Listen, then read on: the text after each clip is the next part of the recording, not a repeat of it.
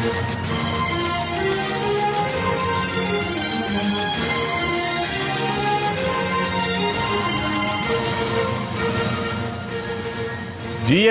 తెలంగాణకు లాభమే గాని నష్టం ఉండదన్నారు సీఎం కేసీఆర్.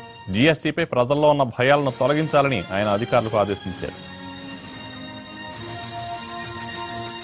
దీనిపై పూర్తి వివరాలు మా ప్రతినిధి సోమగోపాల్ అందిస్తారు. సోమగోపాల్, సీఎం కేసీఆర్ ఎలాంటి వ్యాఖ్యలు చేశారు జీఎస్టీపై? జీఎస్టీ అమలు ప్రభావంపై ముఖ్యమంత్రి వాళ్ళ ఉన్నత స్థాయి సమీక్ష సమావేశం నిర్వహించారు. జీఎస్టీతో తెలంగాణ రాష్ట్రానికి ఎలాంటి నష్టం లేదని ముఖ్యమంత్రి తేల్చారు. దీనివల్ల రాష్ట్రానికి ఏడాదికి అదనంగా 2-3 వేల కోట్ల ఆదాయం అదనంగా వస్తుందని ముఖ్యమంత్రి ప్రకటించారు. 20 లక్షల లోపు వార్షిక టర్నోవర్ ఉన్న వ్యాపారులకు ఎలాంటి పన్ను ఉండదు. ఈ స్థాయిలో ఉన్నటువంటి వ్యాపారులు తెలంగాణలో ఎక్కువ ఉన్నారని ముఖ్యమంత్రి అభిప్రాయం. అలాగే 75 లక్షల టర్నోవర్ వరకు ఉన్న వ్యాపారులకు కేవలం 1% మాత్రమే పన్ను ఉంటుందని సీఎం చెప్పారు.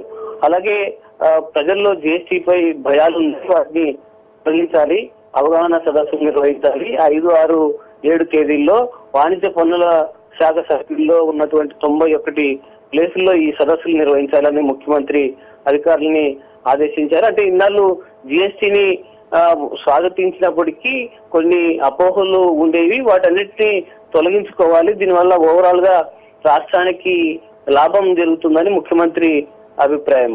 Kalyan, thank you Somagopal.